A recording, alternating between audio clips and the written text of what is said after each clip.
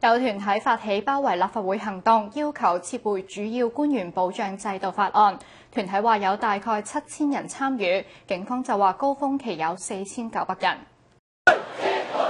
入夜之後，參與集會嘅人越嚟越多，情緒高漲。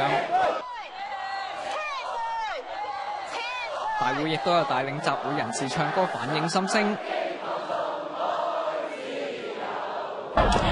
我覺得真係太過分、太離譜啦！呢一個法案，咁所以澳門人真係覺得唔可以唔出聲咯。立法會全體大會完結之後，部分議員搭車經停車場通道離開，期間遭到集會人士喝倒彩。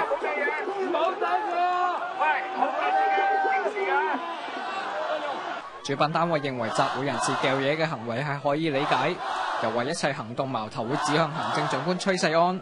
我哋係要針對嘅而家嘅矛頭只有一個人，係崔世安。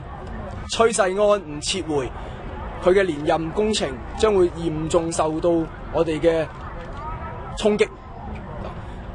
崔世安唔撤回，我哋就撤換崔世安。呢個係今日嘅口號。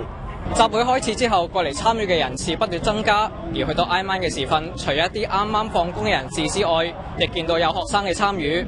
我覺得係太過離譜咯，即係你係特首，但係唔代表你犯咗罪係可以，即係唔代表你係可以脫罪咯。你同我哋都係一樣，你係有同樣嘅呢個責任去承擔翻你自己做嘅所有嘢咯。主辦單位話參與今次集會嘅人數有7000人，警方就話高峰嗰陣有4900人。